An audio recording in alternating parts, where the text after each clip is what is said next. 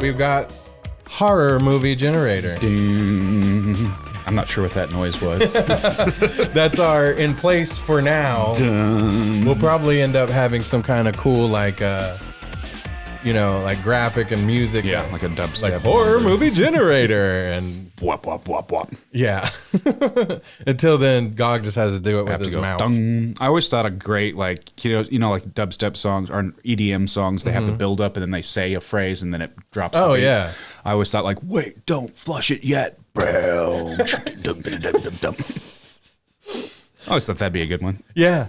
Yeah. All right, let's see. All right, so we're going to start. Let me get You must hush it before you flush it. So we're starting with our director, as usual. Oh, God. Here we go. We're going to respin because we got Michael Bay. We got that last time. Yeah, no more Michael Bay.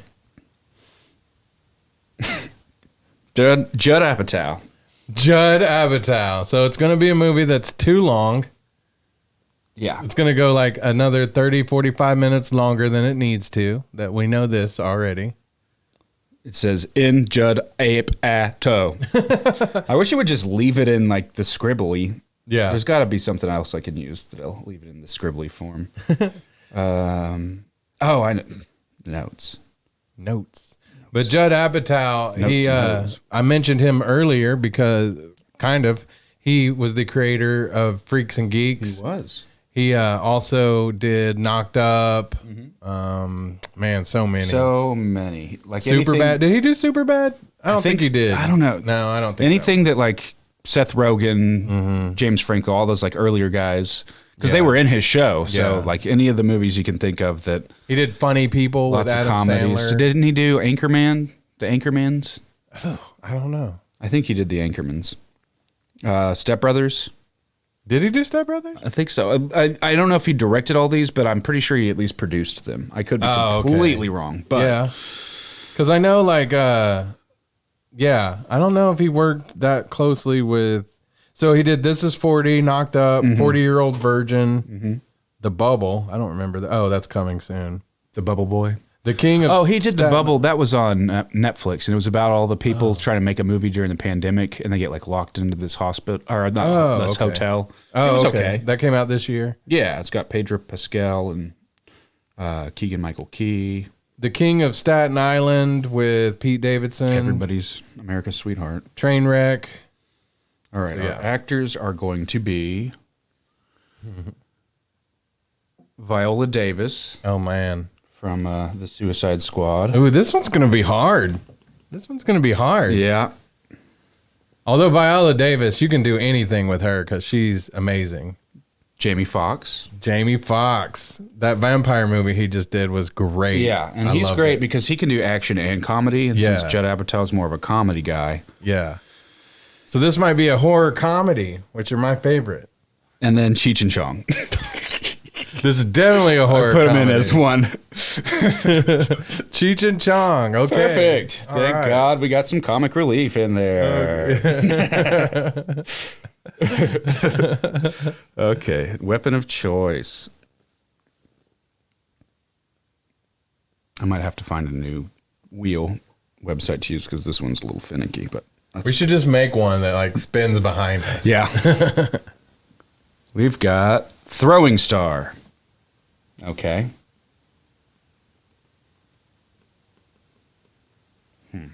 That'll be interesting. Yeah. Okay, a holiday.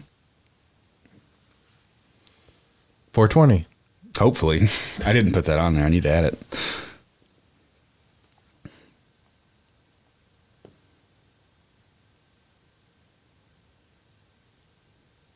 Easter Sunday.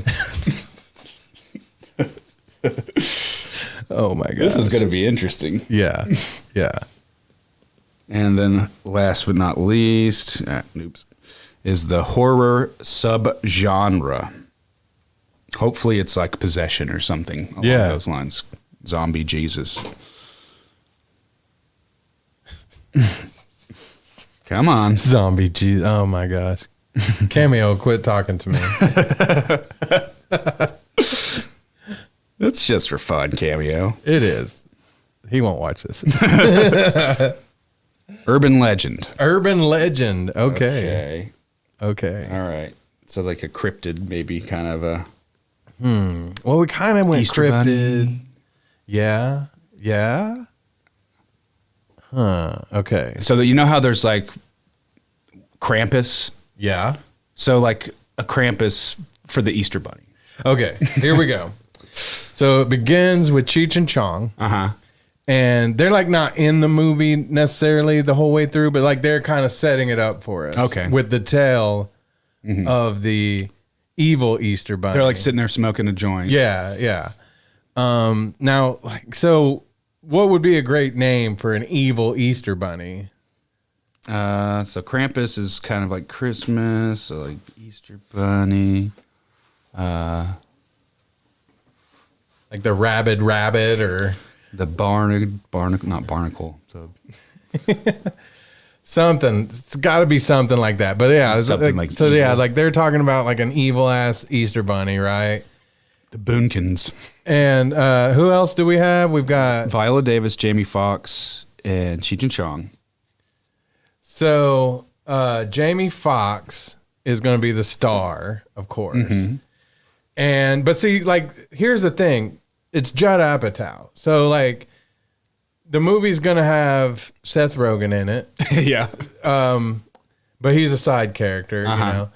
But it's gotta have like this like human element to it, you know, like Right, like a mundane it's got like relationship. Like this is the end. Wasn't that Judd Apatow? Do I just keep naming things that aren't Judd Apatow movies? Yeah, I'm pretty sure that wasn't Judd Apatow. Okay. Although I love it's the This same Is the cast. End. This That's is in the all. End is a great movie. So like, yeah, okay. So it's like a family. It's like Jamie Foxx and Viola Davis, and they're like a normal family. But there's got to be something going on. Like they're getting going through a divorce, or one of them's dying, or you see what I'm saying? Like, Yeah. maybe Viola Davis is maybe she like is terminal somehow. Yeah.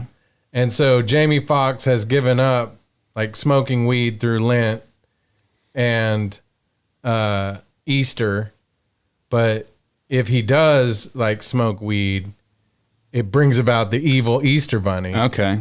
All right. This is a terrible. This is like this will be the one that gets rejected when we pitch it to the theater. No, I'm trying to. What? So throwing stars? Yeah. Yeah. It's just such an odd. No, this is good though because it like it's a. Got to flex your creativity muscle here. Yeah, yeah. So like I mean, we kind of like I said, I feel like Cheech and Chong could just be like the narrators. Yeah. throughout the They're whole like the movie. neighbors. Yeah, exactly. Yeah. Hit me with some ideas here, Gog. All right, so maybe they're in charge of organizing the neighborhood-wide Easter egg hunt this year. Yes. All right. Yes. Okay. And so it's a lot of stress. Already Viola Davis is sick, so she can't really do a lot. Jamie Foxx is like having some issues, something else. I don't want to say job because then we're getting too much into like the day shift territory. Yeah, yeah. But he's just got a lot of stress on him. He said he would give up Lent. Maybe it's a day shift sequel. Yeah. So he's not supposed to smoke weed because he's giving it up for Lent. Yeah. And he just caves in, and because he can smell it constantly coming Yeah. from the neighbor's house. Yeah. Right. Right. And so he takes a hit. He doesn't realize that he opens the gateway for the evil Easter bunny. Yeah, because like Cheech and Chong, they grow it in their backyard. Yeah. And so the Easter evil bunny, he comes over to their backyard like all the time. Yeah. But you Like know, a Donnie Darko looking. yeah. But they've got like Cheech and Chong have like a unspoken rule with him. Like we leave you out our weed, and you don't eat like the kids in the neighborhood. Yeah. And stuff. They like have a little box. They put his like kind of like the Eggos. Yeah. From Stranger Things. But Jamie Foxx like jumps across the fence, Takes some of the buds because that's he's supposed to be for the and maybe he's even going to share it with Viola Davis because she's not feeling well. yeah, she's not feeling good. So maybe he was, not. Okay. He wasn't doing it selfishly. He was Right. doing it to ease her pain. Yeah, but since it's like Lent and Easter, that's a no-no. Yeah. When it comes to the evil Easter bunny. Yeah.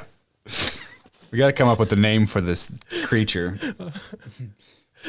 I'm going to just type in Easter here, and maybe we can get some. Ishtar.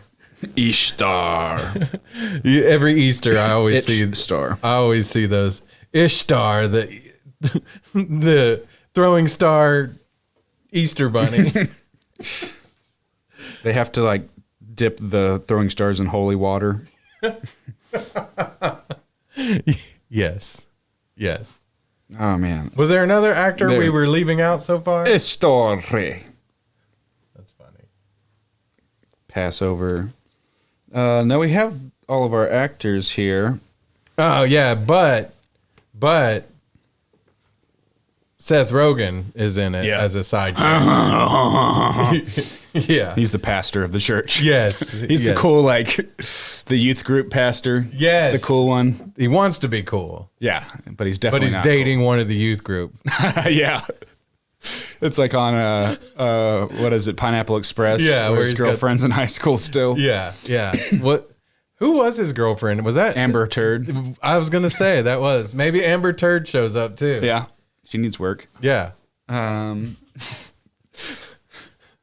This movie is very disjointed though. Yeah, so far. But that's a Judd Apatow movie right there for you, because like Istre, with like a little alien. Istre. Yeah. So Seth Rogen, Satanus. Istre Satanus is the name of the demon that has taken over like an Easter bunny, like a stuffed Easter bunny. Yeah.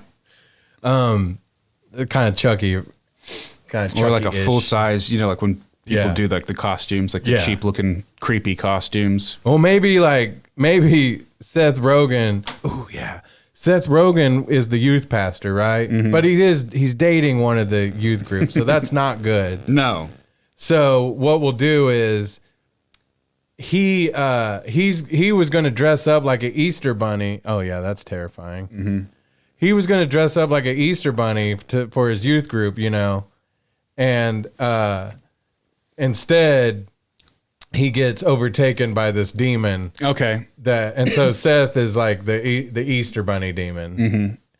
And Jamie Foxx, like, it is very much like day shift still, but that's okay. We'll just roll with it. Yeah. And Jamie Foxx has to, but like Seth Rogen's, like the Easter bunny. Does he like throwing stars? Does he use the throwing stars? I wish we didn't get throwing stars. Does Viola Davis? Maybe she. I'm trying to, because if it was Christmas, that would make a lot more sense. The star on the top of the tree. Oh, yeah. But how do you tie together throwing stars and Easter Sunday? I don't know. Just. Somebody does maybe Cheech and Chong. Yeah. Are like retired martial artists. Yeah.